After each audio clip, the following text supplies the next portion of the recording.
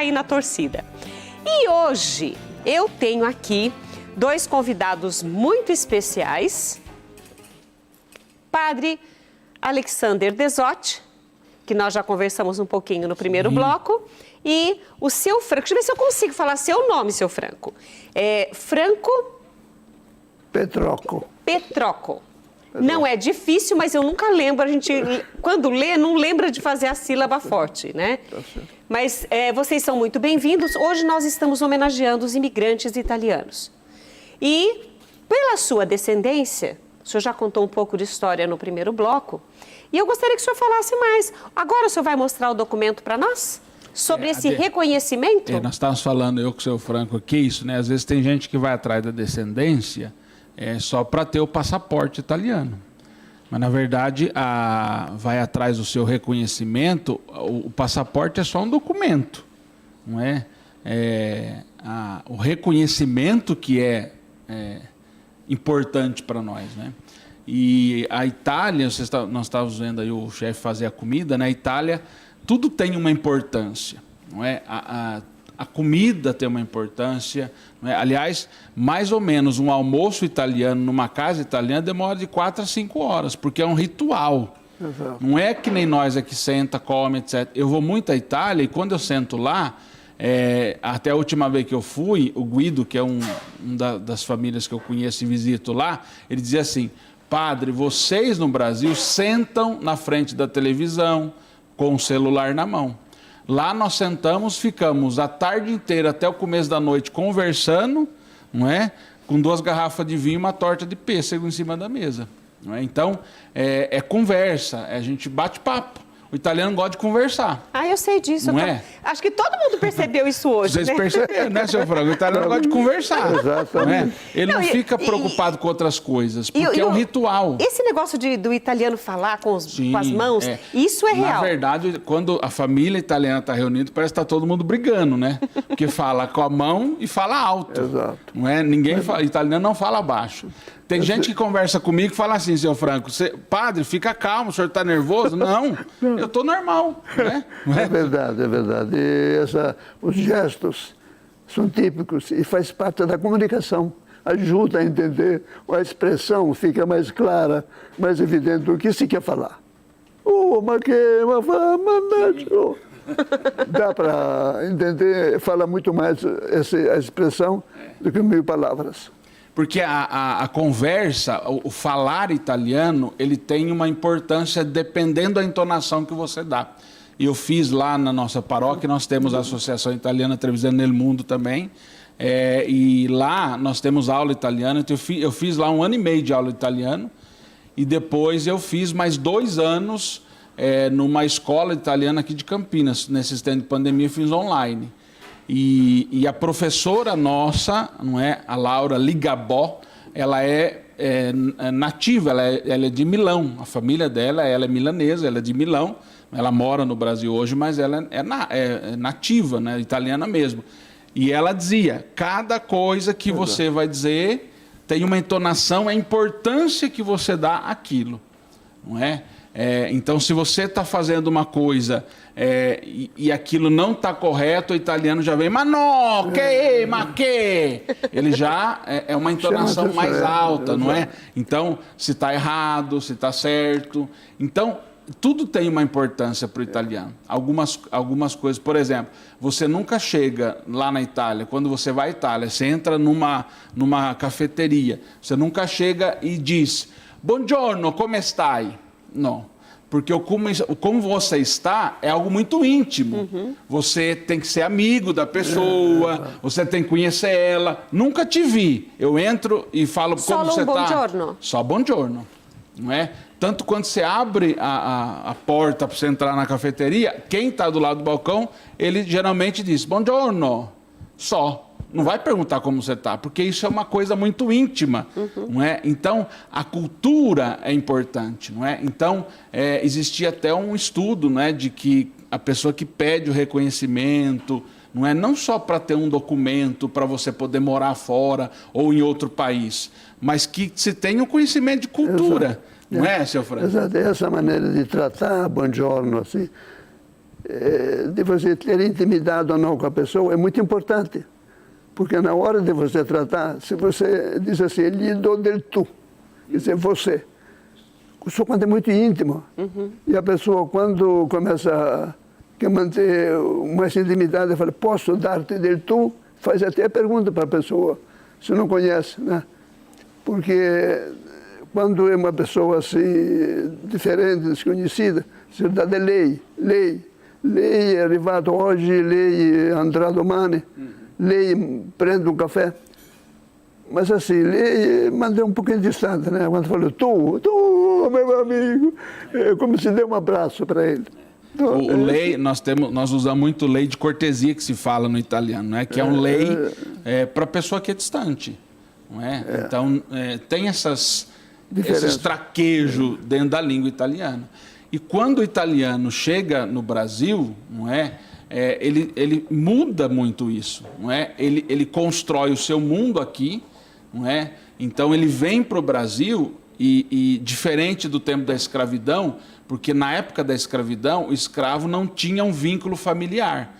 Então, podia ele geralmente vinha sozinho, era trazido sozinho, né? Escravo sozinho.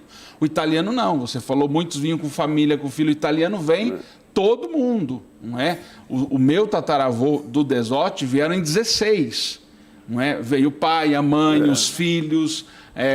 O meu tataravô já veio casado com 2 filhos, um de 2 anos e um de 1 ano. Não é? 34 dias de viagem no navio com criança praticamente recém-nascida. Então vem a família inteira. E eles vão sempre para o mesmo lugar. Não é? Por isso que as famílias italianas se concentram muito naquela região. Então, por exemplo, como o seu Franco dizia, nós fomos para tal lugar, e geralmente vai todo mundo. Depois, no Brasil, que às vezes se dispersa um pouco. Mas eles vão, sai da hospedaria e vai a família inteira. Então, os meus antenados italianos do Desotti foram todos lá para Araras, na mesma fazenda, trabalharam lá nascem os filhos, nascem os netos e vai nascendo. E a família vai aumentando. E ali eles constroem o seu mundo. Então, constrói a igreja, constrói a venda, porque o fazendeiro tem que fazer essa transição do escravo, que não recebia nada, para o italiano, que agora passa a receber. Então, ali eles fazem a venda para poder comprar os produtos, porque não vai dar como dava para o escravo, não é? Então, eles constroem, e toda essa cultura, como o seu Franco dizia, de tocar, da festa, da comida, não é? Era tudo colocado em comum. Então, é bonito isso, que eles trazem essa cultura. Por isso que, historicamente, a imigração tem uma importância para nós no Brasil. Não é? Aqui, é claro, não dá tempo da gente falar de toda a história que está por detrás da imigração também, mas traz essa experiência cultural, histórica, religiosa e muda a realidade de onde eles estão. Basta a gente ver o estado de São Paulo para nós aqui, onde a maioria também dos imigrantes vieram para cá, interior e capital. Como mudou, não é? Culturalmente, religiosamente, historicamente aquela região. Não é? Então isso é bonito, não é? E os descendentes mantêm isso, não é? Porque a história se constrói não com aquilo que já foram vividos, não é? Mas com aqueles que vêm depois, mantendo a mesma tradição, construindo aqui. Então isso é muito bonito para nós. Inclusive os italianos trouxeram muitos santos. Sim, né? Nós temos hoje devoção a Santo Antônio, devoção a Santa Rita e tantos outros santos, mas era de uma maneira muito pequena aqui no Brasil. Isso com a comunidade italiana, com os imigrantes italianos, isso se fortaleceu muito. E hoje a devoção no Brasil a estes santos italianos, uma lista grande, a gente deve também a essa devoção, a essa religiosidade transmitida pelos italianos. Sim, tanto que Maria é o primeiro nome mais dado na Itália, Rita é o segundo nome mais dado, por causa de Santa Rita. Os italianos têm muita devoção a Santa Rita, não é? Então se traz muito isso presente aqui, não é? Tanto que muitos dos imigrantes têm nome de santo, não é? Francisco, José, Maria, Rita, não é? É tudo nome de santo, não é? Você sabe que eu fui pesquisar uma curiosidade a respeito do meu nome. Rita Rita, né? Rita é uma forma carinhosa de chamar Margherita. Porque a então Rita vem do Margherita, né? E então, para não chamar Margherita, eu chamava Rita. Era uma maneira carinhosa, como se eu falar Carlinhos. Isso é muito comum lá, né? Por exemplo, Pietro, Giuseppe, Pepino, Pepio. E quando chama, não chama Giuseppe, José, Antônio, Dó. É uma maneira mais íntima, né, de tratar as pessoas. Sim. E tem um detalhe muito importante, tanto no norte quanto na Itália Central.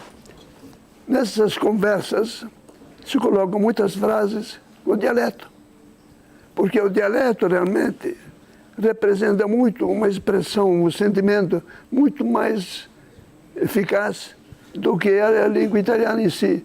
Então, eles engaixam, né, na conversa, na explicação, uma palavra, uma expressão dialetal.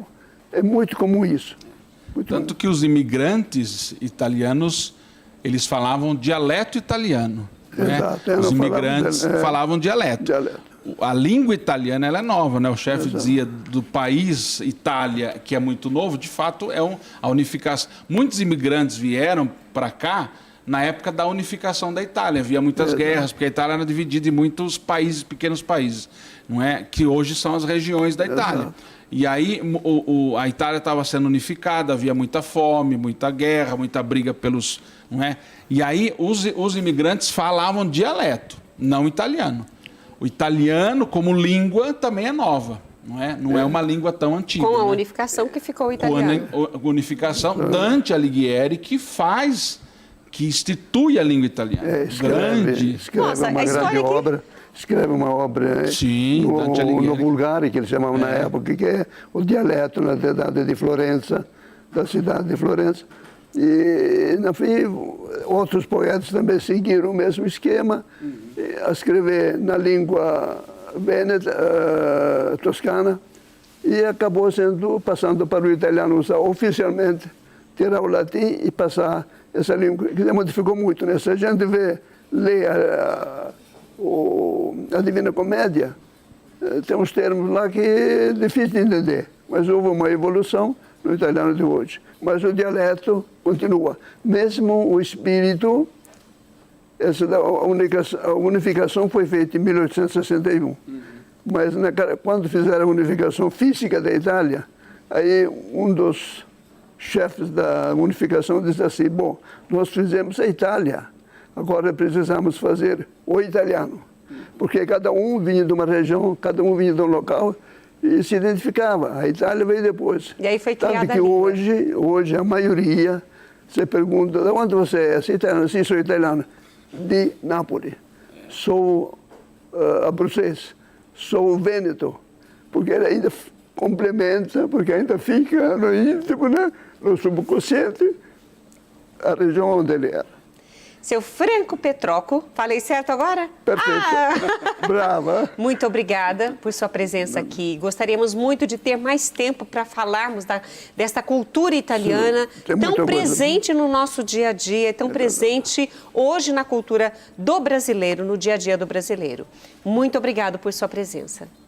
Eu fico agradecido por estar aqui, para ter a oportunidade de falar um pouco da minha nação italiana, da minha cultura. E gostaria também, como você falou, de falar mais coisas. Tem muito para se falar da cultura italiana. Mas vai ter oportunidade de voltar. Fica o convite para o senhor voltar. Tá Inclusive, ótimo. ele trouxe um poema, viu, gente? Ele trouxe um poema, mas vai ficar para a próxima vez, ele vai recitar esse poema para nós. Padre Alexander Desotti, obrigada por sua presença. Eu que agradeço. Vai experimentar a pasta? Mas, claro, você sabe que não é de graça que eu estou aqui, né? Você acha que eu vim falar aqui só da minha história italiana só? Não, a pasta te espera. Sim. Mangia che te fa bene. Mangia che te fa bene.